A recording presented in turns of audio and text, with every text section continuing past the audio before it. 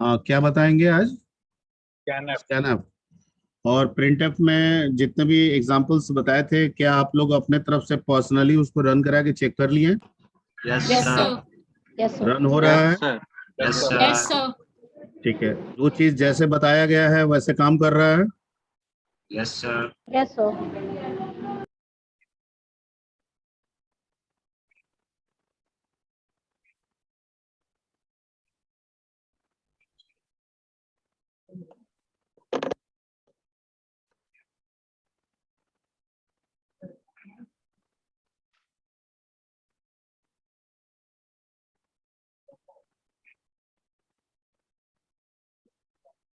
ठीक है, तो प्रिंटफ हो गया था, तो इससे आगे हम लोग बढ़ते हैं। और एक प्रिंटफ में ये कैरेक्टर वाला तक बता दिए थे, है ना? तो इसी से आगे थोड़ा बढ़ते हैं, एक स्ट्रिंग वाला भी कर देते हैं। स्ट्रिंग वैसे चैप्टर है, लेकिन थोड़ा सा एक इंट्रो दे देते हैं कि स्ट्रिंग कैसे मैनेज करते हैं यहाँ पे। तो जैसे कि सी में आपको पहले भी बता दिए थे कि सी में स्ट्रिंग करके कोई डाटा टाइप होता नहीं है। यानी डायरेक्ट रूप से स्ट्रिंग, सी जो है, सी लैंग्वेज जो है, वो स्ट्रिंग डाटा टाइप करके आपको कुछ प्रोवाइड नहीं करता है, बल्कि ग्रुप ऑफ एरे को, ठीक है, या ग्रुप ऑफ कैरेक्टर्स को ही स्ट्रिंग कहा जाता है या माना जाता है सी में।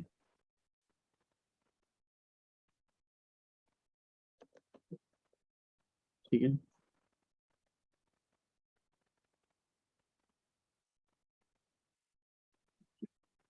ओके, तो कैसे करते हैं स्ट्रिंग के लिए, तो उस पे एक एग्जांपल्स हम लोग देख लेते हैं।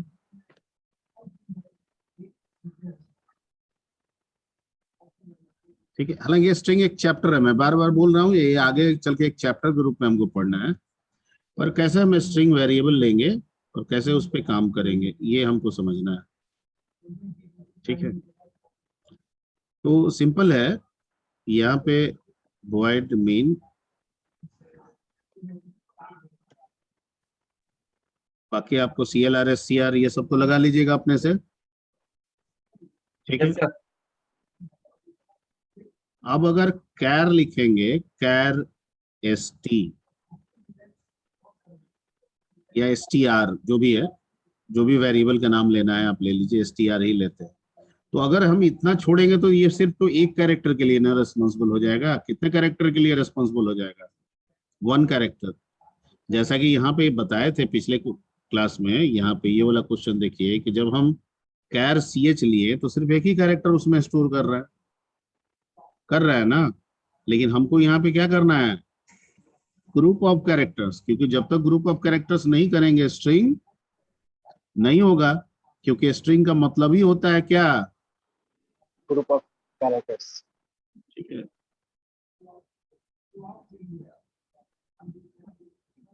ठीक, अब यहाँ कोई डाटा टाइप्स वगैरह नहीं है, कह रहा है कैरेक्टर्स का ग्रुपिंग कीजिए, तो उसका एक तरीका होता है, इसको एरे बनाना बोलते हैं, आगे बताया जाएगा आपको।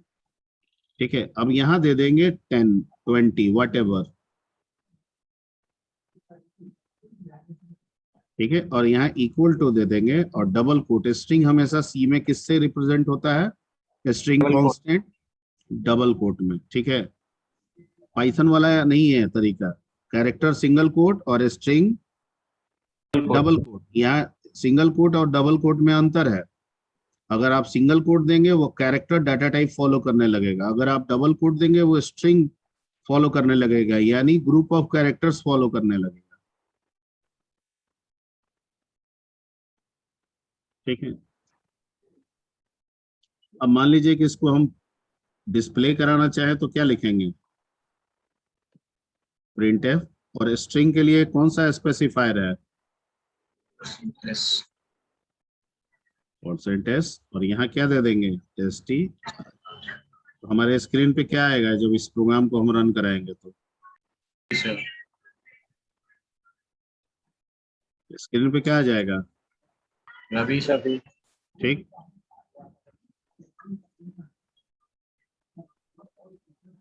वेटिंग।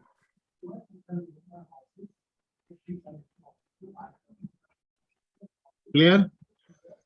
ओके अब यहाँ 10 का मतलब क्या है वो समझते हैं। 10 का मतलब ये है कि ये जो स्ट्रिंग हम लिए हैं इसमें मैक्सिमम हम 10 कैरेक्टर लॉन्ग कोई भी स्ट्रिंग वैल्यू स्टोर कर सकते हैं।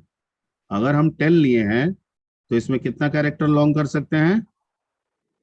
10। अगर आप 20 ले लेंगे तो 20 कैरेक्टर मैक्सिमम तक जा सकते हैं। 30 लीजिएगा तो 30 कैरेक्टर तक मैक्सिमम जा सकते हैं। मैं जो बोल रहा हूँ वो समझ में आ रही बात?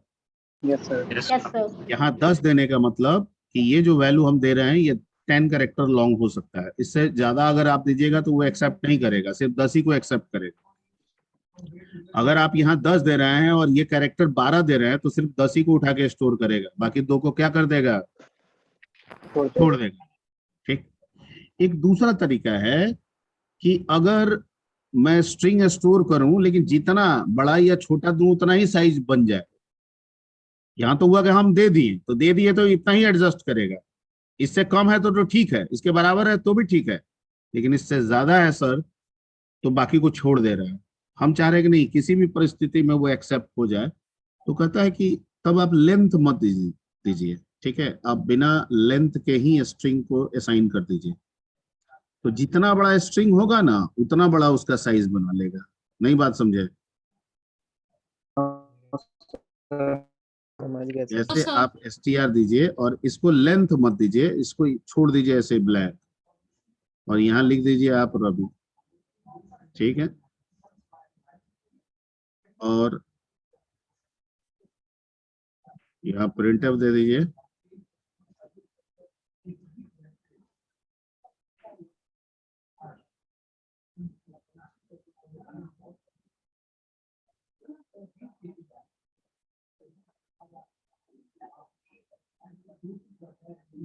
ठीक है,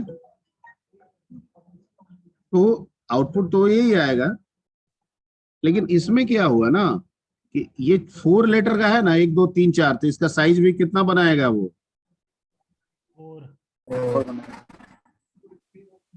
ठीक है, अगर आप बड़ा दे दीजिएगा तो जितना साइज होगा उतना ही बना लेगा। कर लेता। हाँ, यानी इस एरे का, इस ग्रुपिंग का साइज जितना बड़ा मैसेज होगा उसके कैरेक्टर के हिसाब से वो स्पेसिफाई करेगा। तो ये बेहतर है ना? Yes sir. ठीक है, ओके। अगर ऐसे करना होगा तो हम लोग ज्यादातर प्रेफर इसी को करेंगे। इसमें एक ड्रॉबैक भी निकल रहा है, काम तो रवि का हो जा रहा है, लेकिन ये 10 हमेशा एलोकेशन कितना का कह रहे हैं? 10 का, तो 4 यूज किया, 6 क्या हो गया? यूज नहीं हुआ सर। 6 बर्बाद हो रहा है आपका। यस बात को समझिए, यहाँ पे आप कंपाइलर को कह रहे हैं, सी को कह रहे हैं कि ठीक है ब्लॉक कितना बनाओ?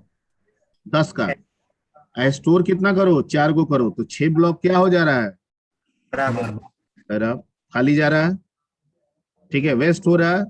और इस केस में आप कंपाइलर को क्या कह रहे हैं कि जितना मैसेज का कैरेक्टर्स है उतना ही ब्लॉक बनाओ।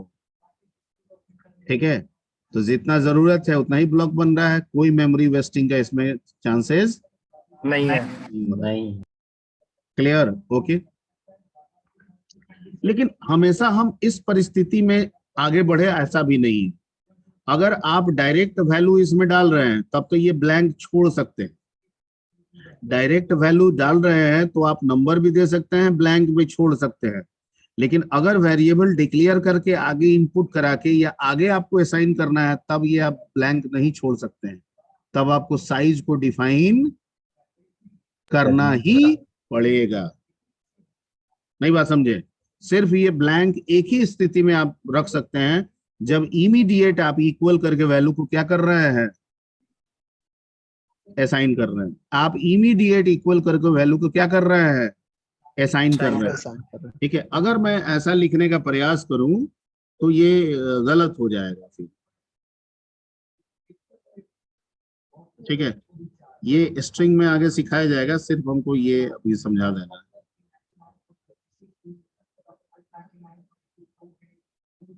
अगर हम ऐसे करके और आगे अगर हम ऐसे करना चाहें,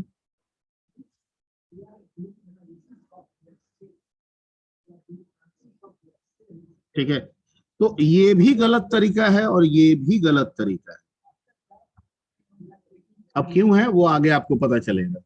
दोनों ही क्या हो गए? गलत। गलत हो गए। ठीक है, यानी किसी भी एरे को बिना साइज के आप डिक्लेयर रेटिंग नहीं कर सकते हैं, ठीक है। किसी भी एरे को बिना साइज के आप डिक्लेयर नहीं कर सकते हैं, किसी भी एरे को बिना साइज के डिक्लेयर नहीं कर सकते हैं, इसलिए ये गलत है।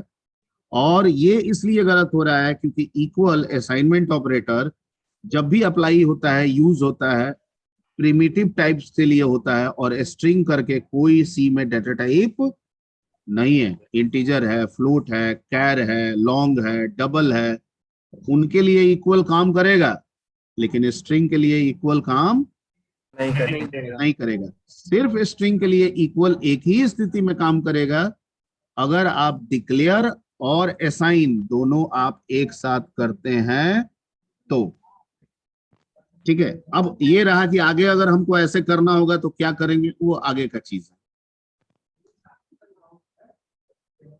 ठीक है, तो इसको मिटा देते हैं, ये सिर्फ समझाने के लिए लिखे थे, या इसको ऐसे बंद कर देते हैं, ये तरीका गलत हो गया। ठीक है, यानी ये गलत है।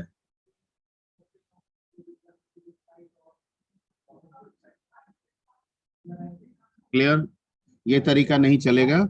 अब कैसे होगा वो आगे हम लोग समझेंगे, अभी हमको स्ट्रिंग समझाना था, वो स्ट्रिंग मैंने समझा दिया, ताकि आगे इनपुट वगैरह करना हो तो हम लोग आराम से करा सकें। ठीक है, हाँ, ये असाइनमेंट नहीं कर सकते हैं, लेकिन अगर एसटीआर में हम इनपुट बनाना चाहें, जैसे हम मान लीजिए कि यहाँ पे हम कोई कैर ले लिए, कैर एसटीआर, और यहाँ दे दिए 20, तो ये सही है। अब अगर एसटीआर में हम असाइन कुछ करना चाहेंगे, कुछ भी, तो ये गलत है, नहीं होने देगा। लेकिन अगर एसटीआर में हम कुछ इनपुट करना चाहें, क्या करना चाहें, इनपुट बाय फंक्शन, तो वो कर सकते हैं, तो वो होगा। Clear, clear sir. ठीक है। हाँ, अब ये है कि ये गलत है, तो ये सही कैसे होगा, कैसे इसका काम करेंगे, वो आगे का प्रोसीजर है, वो स्ट्रिंग में आपको बताया जाएगा। ओके, अब आ जाते हैं हम लोग स्कैनएप की तरफ।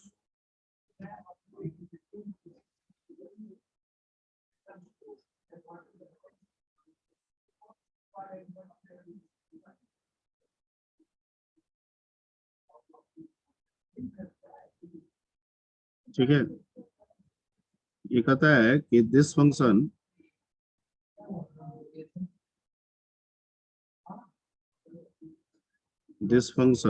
is used for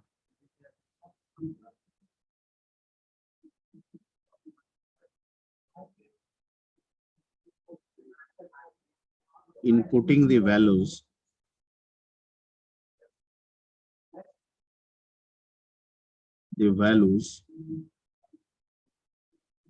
to variables from इससे कीबोर्ड से। ठीक है, it returns an integer value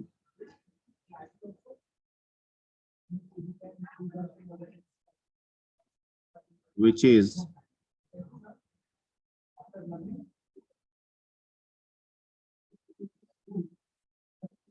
length of the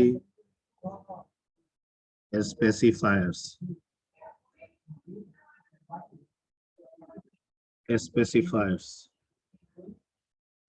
ठीक है।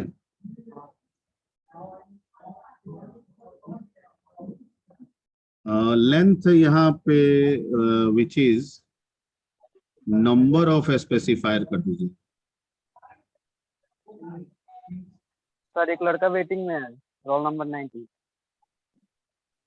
हाँ,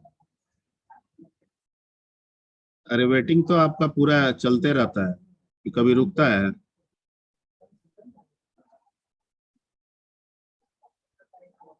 which is number of specifier लिख दीजिए आप, number of specifiers used in scanf. ठीक है, स्पेसिफायर समझ रहे हैं? प्रिंटफ में आपको स्पेसिफायर बताया गया था, क्या होता है स्पेसिफायर, यस सर। किसको कहते हैं? प्रिंटफ में स्पेसिफायर, डेटा स्पेसिफायर किसको बोले? Percentage D percentage. Very good.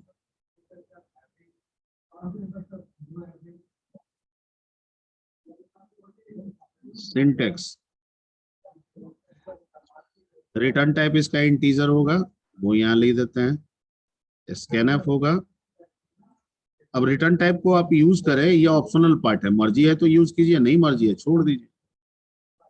Scanf, और यहाँ पे आपके स्पेसिफायर होंगे, डेटा स्पेसिफायर। अब जितना वेरिएबल होगा उतना स्पेसिफायर होगा। यहाँ पे कितने स्पेसिफायर होंगे? तो एक से ज्यादा, जितने भी हो सकते हैं, वो डिपेंड करेगा कि हम कितने वेरिएबल करना चाहते हैं। अगर 3 वेरिएबल है तो 3 स्पेसिफायर होंगे, 1 वेरिएबल है तो 1 स्पेसिफायर होंगे, 10 वेरिएबल है तो 10 स्पेसिफायर्स होंगे। ठीक है। और यहाँ पे है आपके वेरिएबल, वेरिएबल ऐसे डॉट डॉट करके जितना लेना है ले लीजिए, लास्ट में क्लोजिंग। ठीक है।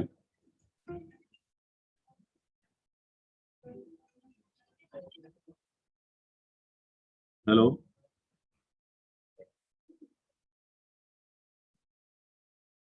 हाँ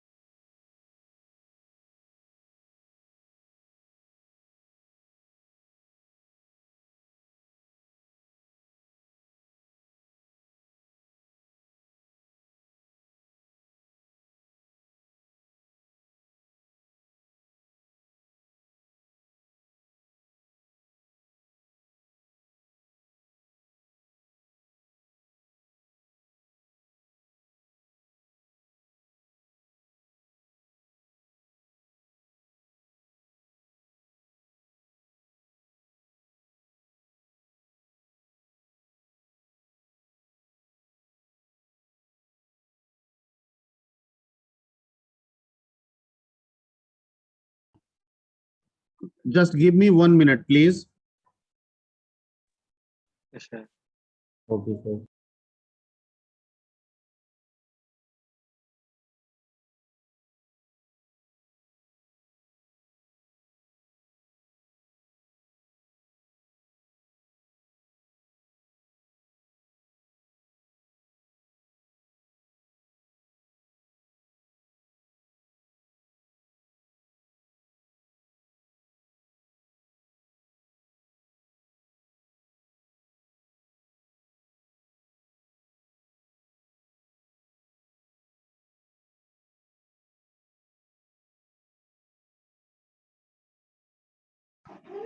Yes, यस sir. सर। हाँ जी। Yes sir. तो इसमें डाटा स्पेसिफायर सारे वही रहेंगे। ठीक है, तो इसको दोबारा लिखने की जरूरत नहीं है। ठीक है, सिर्फ एक पॉइंट कर देते हैं, सेम एज क्या लिख देते हैं, सेम एज Enter. जो आपको प्रिंटफ में बताए थे वही रह जाएंगे यहीं पे भी। ठीक है, समझ गए? ओके, सिर्फ एक चीज ध्यान देना। हाँ सर, ये इंट स्कैनफ के आगे इंट क्यों लगा? हाँ, स्कैनफ के आगे जो INT लिखा है वो सब की कंपाइलर में बिना int अच्छा के भी सिर्फ वो स्कैनफ काम करता ये एक्चुअली क्या है ना कि किसमें कंपाइलर में ये वाला बात करना है। है। तो ये क्या लिखा हुआ है इसके बारे में, it returns N integer value लिखा है, यही ना इंटीजर वैल्यू है जो रिटर्न कर रहा है। ठीक है, which is number of the specifier used in scanf, जितना आप स्पेसिफायर इसमें यूज करेंगे उसको गिन के ये रिटर्न कर देगा। अगर 1 है तो 1, 2 है तो 2, 3 है तो 3, इससे ये पता चल सकता है कि हमने स्कैनअप के दौरान कितने नंबर ऑफ वैल्यूज या कितने नंबर ऑफ पैरामीटर का इस्तेमाल किया। ठीक है, कहीं करना था 4, 2 तो नहीं कर दिया, 3 तो नहीं कर दिया। ये एक जस्टिफिकेशन के लिए ये है। Point clear? ठीक है, ये आगे आप वेरिएबल के पास जो एस लगा होता है वो एंड साइन लगा होता है। कहाँ लगा होता है, के कहाँ बगल अभी में लगाए? अभी लगाए हैं वही पूछ रहे थे सर, लगाना होता है अभी ना लगाए तो तो चलिए। अभी पूरा अभी होने दीजिएगा।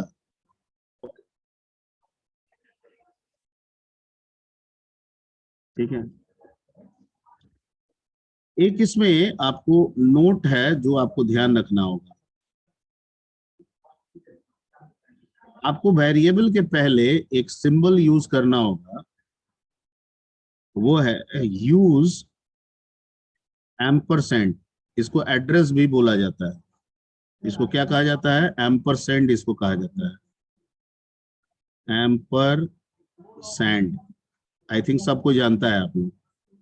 और इसको आगे हम लोग इसको किसके लिए यूज करेंगे? एड्रेस, मतलब मेमोरी एड्रेस के लिए। ठीक है, तो use ampersand before variable name, before variable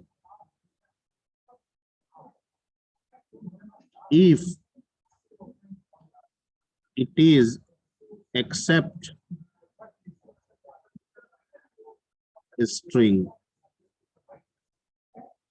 अगर स्ट्रिंग छोड़ के, मतलब जो वेरिएबल ले रहे हैं उसका स्पेसिफायर %s है तो उसमें नहीं लगेगा। लेकिन %s के लिए छोड़ के बाकी जो भी वेरिएबल है, चाहे %d के लिए है, %f के लिए है, lf के लिए है, c के लिए है, सबके साथ क्या लग जाएगा? एम्परसेंड लग। यानी सिर्फ एक के साथ एम्परसेंट नहीं लगेगा, एक्सेप्ट मतलब छोड़ के। किसके साथ नहीं लगेगा? स्ट्रिंग। स्ट्रिंग मतलब जो स्पेसिफायर, जिस वेरिएबल का स्पेसिफायर हम किससे ले रहे हैं उसके साथ नहीं लगाएंगे। अब बाकी सबके साथ लगाएंगे। क्लियर? Clear, sir. अब ये क्यों करते हैं, क्या इंपॉर्टेंस है? ठीक है, एक्चुअली हम जान रहे हैं कि जो मेमोरी, जो डाटा टाइप होता है वो मेमोरी को रिप्रेजेंट करता है, और मेमोरी जो होता है वो एड्रेसिंग पे काम करता है, ओएस उसको एड्रेस जनरेट करता है। तो जाहिर बात है कि हम ये भी जानना चाहेंगे ना कि वो मेमोरी का एड्रेस क्या है। ठीक है, क्योंकि हम तो वेरिएबल के थ्रू उस एड्रेस पे जा रहे हैं। अगर मुझे वो एड्रेस पता चल जाए तो मैं डायरेक्ट एड्रेस के थ्रू मेमोरी में चला जाऊं, तो इससे कन्वर्जन बच जाएगा, नहीं बच जाएगा? जैसे हम वेरिएबल दे रहे हैं तो कहीं वो कन्वर्ट हो रहा है और एड्रेस में बदल रहा है। अगर मुझे एड्रेस पता हो जाए तो मैं सीधे कहाँ चला जाऊं? मेमोरी में चला जाऊं, तो कन्वर्जन नहीं होगा। ये आगे हम लोग डिस्कस करेंगे इस पे, अभी दिमाग ज्यादा नहीं लगाना है इस पे। और ये हम लोग करेंगे पॉइंटर चैप्टर में। कहाँ करेंगे? Pointer chapter. ठीक है, ओके। अभी सिर्फ ये समझना है कि इसको एम्परसेंड कहते हैं, एड्रेस के लिए ये यूज किया जाता है। और अभी ये स्कैनअप में सारे में लगाएंगे, लेकिन स्ट्रिंग टाइप का होगा तो उसमें हम लोग नहीं लगाएंगे। क्लियर? Yes sir. चलिए, अब इस पे एक एग्जांपल हम लोग देख लेते हैं पहले झट से। एग्जांपल रन करा के रन मोड वाला दिखा दें कि पहले यहाँ लिख के दिखा दें? बोलिए, दोनों। फिर पहले लिख लीजिए फिर। एक लिख दीजिए। अच्छा ठीक है, जैसे एक एग्जांपल उठाते हैं।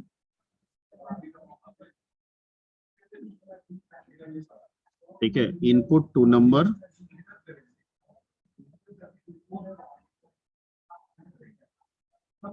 Input 2 numbers and summit.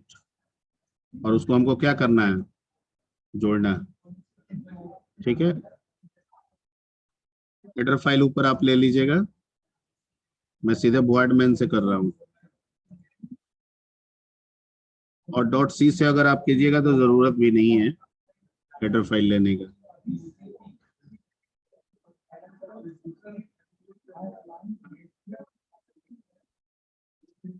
ठीक है, हमको 2 नंबर लेना है तो हम इंटीजर टाइप का ले लेते हैं 2 नंबर INT, एक ले लेते हैं A और एक ले लेते हैं B।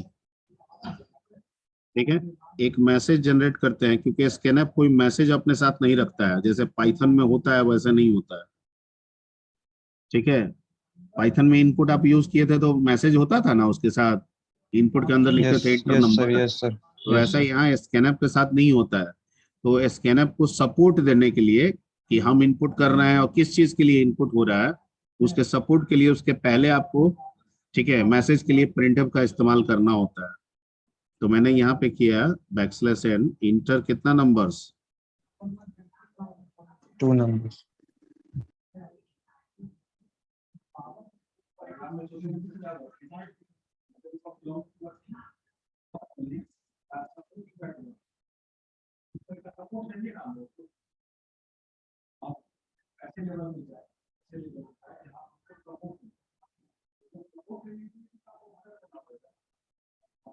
ठीक है।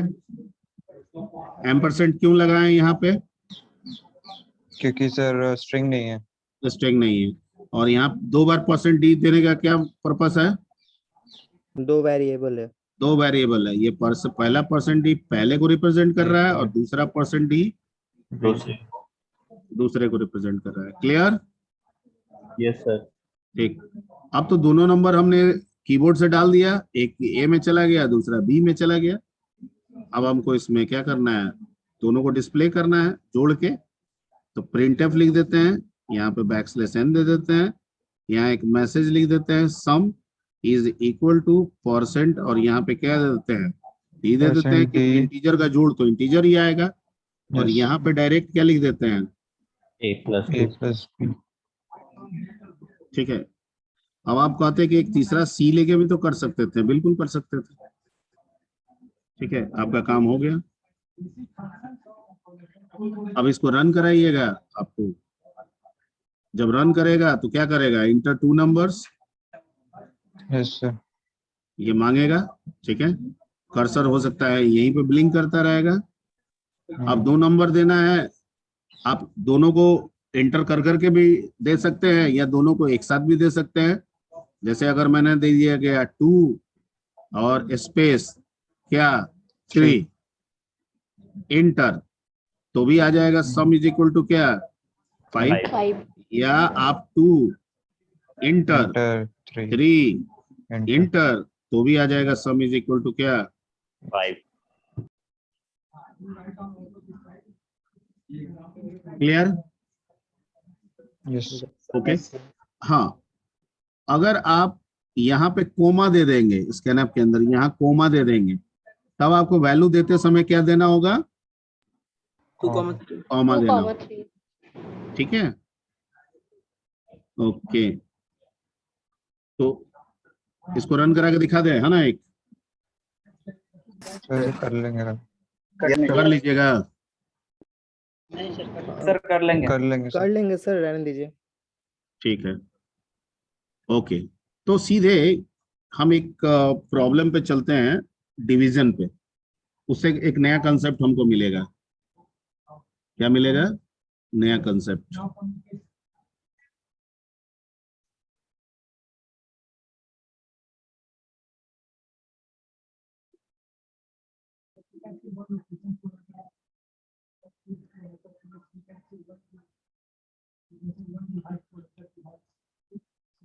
ठीक है, देखिए एक चीज, डिवीजन करने के पहले हम लोग को थोड़ा सा नियम याद रखना होगा। शायद पहले भी बताए होंगे या ना भी बताए होंगे। वो नियम ये है कि अगर इंटीजर में इंटीजर से भाग देंगे तो रिजल्ट जो मिलेगा वो क्या होगा, इंटीजर होगा। जो आप रिजल्ट गेन करेंगे, ठीक है, वो क्या होगा, इंटीजर। और अगर फ्लोट में इंटीजर से भाग देंगे तो जो आप रिजल्ट गेन करेंगे वो किसमें होगा, और अगर आप फ्लोट में फ्लोट से भाग देंगे तो भी जो रिजल्ट गेन करेंगे वो क्या होगा, फ्लोट। तो ये आपको थोड़ा सा ध्यान देना होगा, ठीक है। क्योंकि पाइथन में बहुत सारे फैसिलिटी है, वो उतने सारे फैसिलिटी आपके सी में नहीं है, तो आपको सी में और भी दूसरे तरीके से इस सब चीज को करना पड़ता है, सीखना पड़ता है, ठीक है। ये इसलिए बताया है कि डिवीजन में हमें ऐसे जरूरत पड़ेगी। अब थोड़ा सा हम लोग एक प्रोग्राम लेके चलते हैं। हालांकि इस चीज को हम बिना स्कैनअप के भी बता सकते थे, डायरेक्ट वैल्यू लेके, लेकिन अब स्कैनअप सीख लिया है तो इसी के साथ करते हैं।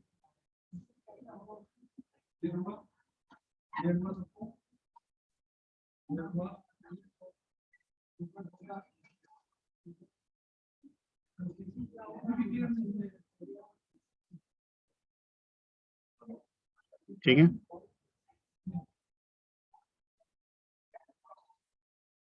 वही काम करेंगे।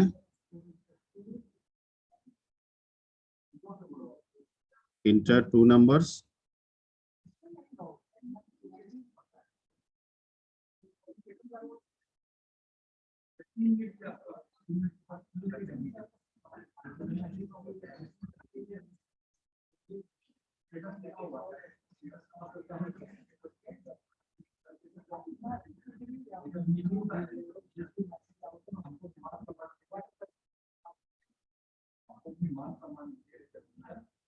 ठीक है। और यहाँ पे हम कर दिए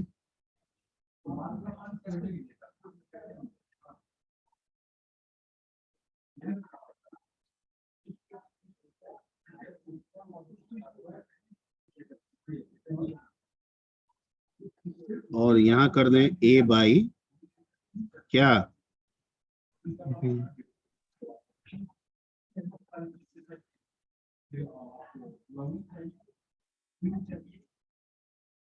अब बताइए कि इसमें क्या आएगा। अगर दो नंबर हम देते हैं 10 और 10 इनपुट करते हैं और 2 इनपुट करते हैं, तो रिजल्ट क्या आएगा? 5. Very good, very good. और अगर 10 इनपुट करते हैं और 3 इनपुट करते हैं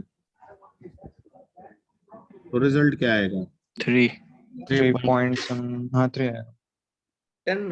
Somebody said 3 point something. नहीं सर No, 3 three, आएगा three. वो, क्योंकि सर Yeah, इंटीजर int है, है। फ्लोट नहीं है, इंटीजर है, इसलिए 3 आएगा। तो मतलब 3 आएगा, यस ठीक, 3 आएगा, ओके। लेकिन एग्जैक्टली रिजल्ट तो इसका कितना होना चाहिए? 3.33। अब हमको लाना है वो, ठीक है। अगर मान लीजिए कि इस डी को, ठीक है, अगर हम एफ कर देते हैं तब हो जाएगा। यहाँ पे, नहीं तो थोड़ा सा, तो क्या बोलते हैं उसको, इत्मीनान रखिए, थोड़ा सा तसल्ली रखिए, तसब्बुर रखिए। तो एफ कर देंगे तो इससे क्या होगा ना, कह रहा है कि रिजल्ट आपने काम किया इंटीजर में, रिजल्ट भी आया इंटीजर में। आप उसको जब दिखाने की बात आ रही है ना, तो आप कह रहे हैं कि फ्लोट फॉर्मेट में आप ले जाइए। तो फ्लोट कहता है कि मैं तो बड़ा हूं, मेरे अंदर इंटीजर होता है, इसलिए अगर इंटीजर भी आएगा तो मैं उसको फ्रैक्शन में दिखा दूंगा। लेकिन आ तो इंटीजर रहा है ना, तो इस केस में अगर आप दीजिएगा 10 3, तो ये दिखा देगा div is equal to 3 point. मैं जो बोल रहा हूँ वो समझ में आ रही बात? समझ गए। ठीक है, यानी एग्जैक्ट रिजल्ट अभी भी नहीं नहीं आया। आया। अब हमको चाहिए एग्जैक्ट रिजल्ट। क्या करना चाहिए?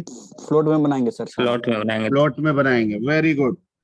कि सर ए बी दोनों को हम लोग शुरुआती दौर में क्या ले लेंगे? फ्लोट ले लेंगे। एटलीस्ट ए को तो फ्लोट लेंगे ही, किसी एक को में। अगर ऊपर वाले को क्या बोलते हैं हम लोग? न्यूमरेटर डिनोमिनेटर बोलते हैं ना। न्यूमरेटर बोलते हैं न्यूमरेटर सर, नीचे वाला डिनोमिनेटर। न्यूमरेटर हो गया, ये डिनोमिनेटर हो गया ना। Yes sir. तो अगर न्यूमरेटर को हम लोग क्या बना दें? फ्लोट बना दें, तो मेरा काम निकल जाएगा। या फिर दोनों को बना दीजिए, ठीक है, ओके। तो वो तो तरीका है हमारे पास, और हमको जाना भी चाहिए। मोस्ट ऑफ केस में हम वैसे जाएंगे भी, ठीक है। कि सर एक काम कीजिए, आप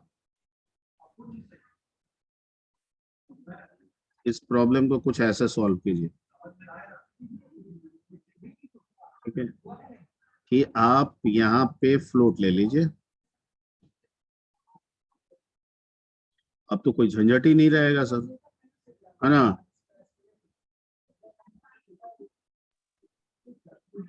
इंटर कितना number?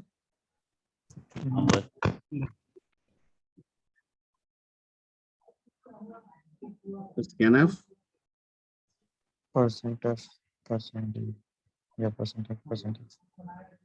Ampersand A, ampersand B, B, और यहाँ पे क्या कर देंगे?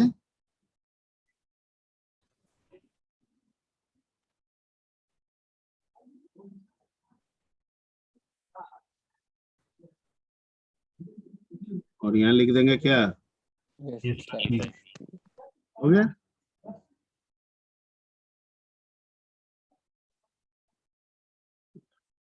ठीक है, अब यहाँ देंगे 10, 2, तो रिजल्ट क्या आएगा? 5.0000। हाँ, ठीक है, और अगर देंगे 10, 3, तो क्या आएगा? 3.333। Clear? Yes, sir. Yes, sir. But problem is that कि रखना है इंटीजर, लेकिन रिजल्ट आना चाहिए 3.333, यानी यही रहे लेकिन रिजल्ट 3.333 है। तो सर यहाँ तो एफ भी रखने से भी नहीं हो रहा है, तो सिर्फ इंटीजर को फ्लोट फॉर्मेट में से भी बदल के दिखा दे रहा है, रिजल्ट कहाँ फ्लोट आ रहा है? सर वो स्कैनर तो एक ही में शर्त पे आएगा कि न्यूमरेटर आपका क्या बने। Float बन जाए। क्वेश्चन क्या कह रहा है कि रहे इंटीजर लेकिन रिजल्ट आए फ्लोट में, यानी 3.33। तो ये तो तभी संभव है जब ए को हम क्या बना देंगे? फ्लोट बना फ्लोट बना देंगे। तो कह रहा है कि डाटा यहाँ पर डिक्लेरेशन फ्लोट नहीं लेना है, वो तो इंटीजर ही रहेगा। तो कहता है कि ऐसी कोई व्यवस्था मिले, ठीक है, जिसमें जो भी एग्जिस्टिंग टाइप है उसको किसी दूसरे टाइप में हम बदल दें, जिसको आप कहते हैं चेंज टाइप, जो आप पाइथन में पढ़े थे, इंट, फ्लोट, ORD सब पढ़े थे ना। Yes sir. ठीक है, तो यहाँ पे कैसे करें? क्या यहाँ पे भी फंक्शन है? तो यहाँ पे कहता है नहीं, यहाँ पे इस चीज को बोलते हैं टाइप कास्टिंग, वहां भी वही बोलते हैं लेकिन उसके लिए फंक्शन है। यहाँ पे टाइप कास्टिंग आपको करना पड़ेगा। टाइप कास्टिंग एक मेथड है, एक तरीका है। क्या है? एक तरीका है, ठीक है, यानी आपको क्या करना होगा? Type casting. इस टॉपिक को हम लोग बोलते हैं डेटा कन्वर्जन। इसको क्या बोलते हैं? Data conversion.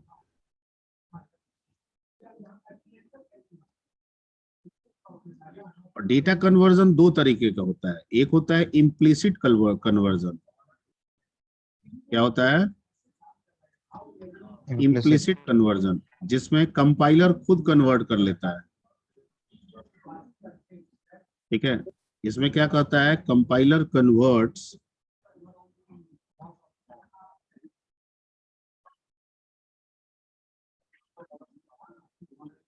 automatically when you apply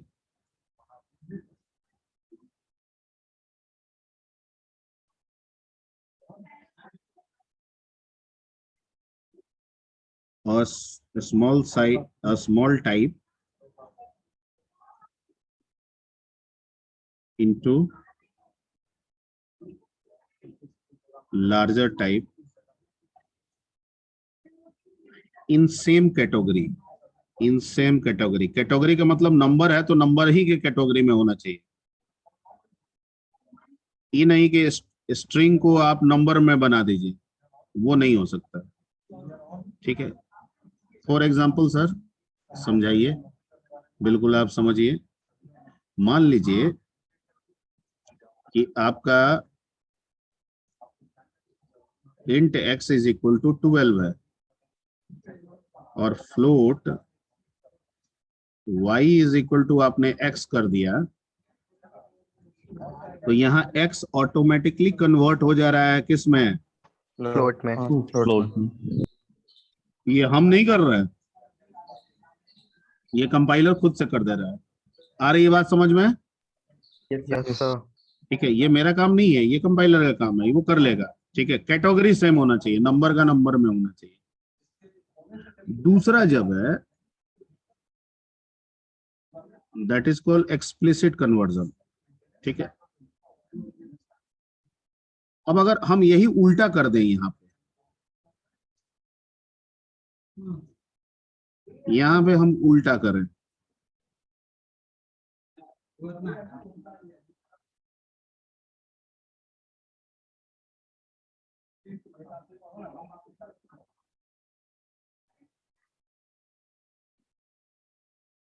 ठीक, तो ये गलत हो गया। क्यों गलत हो गया? सर स्मॉल टाइप से Small type से large type में जा रहे हैं। यानी ये कह रहा है कि ऑटोमेटिकली तो होगा, लेकिन जब आप तभी होगा जब आप छोटे बक्से को बड़े बक्से में रखेंगे। ये तो आप उल्टा कर दिए सर, बड़े बक्से को कह रहे हैं किसमें एडजस्ट करो? छोटे बक्से में। तो ये कह रहा है कि ये हम नहीं करेंगे। ठीक है, तो क्या है, ये नहीं किया जा सकता? कहता है कि नहीं, किया जा सकता है, लेकिन अब बड़े बक्से को काट के छोटा बनाना है, जब तक आप नहीं कहिएगा ना, हम नहीं करेंगे। और आपके कहने का जो तरीका होगा दैट इज कॉल्ड एक्सप्लिसिट। मैं जो बोल रहा हूं समझ में आ रही बात? Yes sir. ठीक है, यानी ऐसा ये नहीं कह रहा है, ऐसा कह रहा है कि मैं नहीं करूंगा, कंपाइलर नहीं करेगा ऐसा, वो एरर देगा। लेकिन ऐसा किया जा सकता है अगर आप कंपाइलर को एक्सप्लिसिटली ये बात बताएं, कहें। ठीक है, तो वो करेगा, और उस डिक्लेरेशन को हम लोग कहेंगे एक्सप्लिसिट डिक्लेरेशन।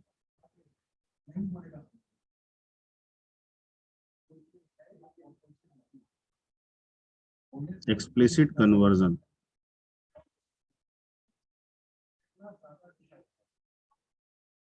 ठीक है, और इसी एक्सप्लिसिट कन्वर्जन को डेटा क्या बोलते हैं, टाइप कास्टिंग भी कहा जाता है। क्या कहा जाता है?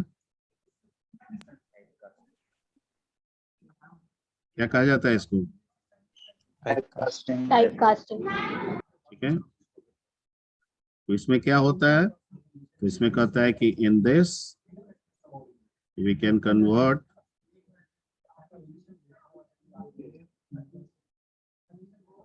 the higher size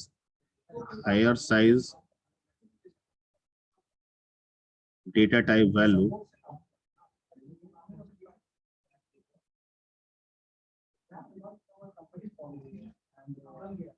ठीक है into लोअर साइज। इसमें जरूरत ही नहीं है, लोअर को भी हायर में कन्वर्ट करके डालिएगा तो एक्सेप्ट करता है। ये हायर लोअर वाला बात इसमें हटा दीजिए, ये सुटेबल नहीं है। क्योंकि अगर हम इस केस में भी टाइप कास्टिंग करके देंगे तो कोई दिक्कत नहीं है, वो एक्सेप्ट करेगा। ठीक है, तो इसलिए ये हायर लोअर वाला चक्कर इसमें छोड़िए। In this we can convert one data type into another manually. another type. Convert one existing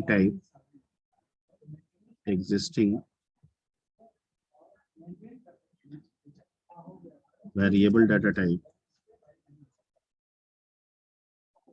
into another type.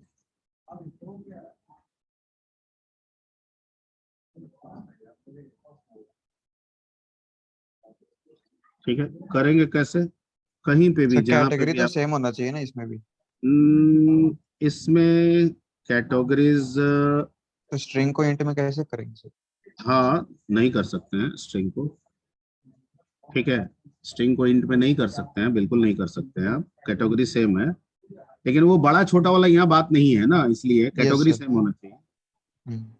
जैसे कैसे करेंगे हम? पहले तो जिसमें बदलना है उसको ब्रैकेट में लिखिए, चेंज टाइप को,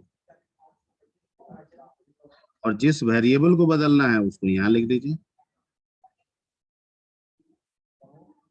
ठीक है, अब फॉर एग्जांपल ऊपर वाला जो बताए थे अभी एग्जांपल, कि अगर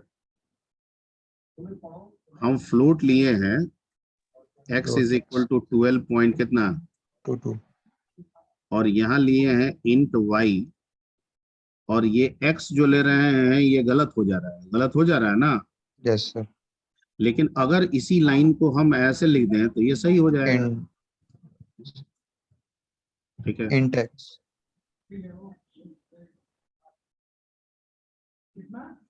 क्लियर। Yes yes sir. ठीक है, चलिए तो इतना आज देखिए, और इस पे जो जो बना सकते हैं जैसे जोड़ घटाव गुना भाग ये सब बना लीजिएगा। ठीक है, इस पे हम लोग नेक्स्ट क्लास में काम कर लेंगे, और एवरेज ओवरेज निकालना ये सब बना सकते हैं, सिंपल इंटरेस्ट कंपाउंड इंटरेस्ट ये सब बन जाएगा ना, पाइथन में सब किए थे ये सब काम आप लोग कर लीजिएगा। ठीक है, नेक्स्ट क्लास में एक्सप्लिसिट का एक डिवीजन वाला कन्वर्जन दे देंगे और फिर आगे जो भी और भी प्रोसेस है उस पर काम करेंगे।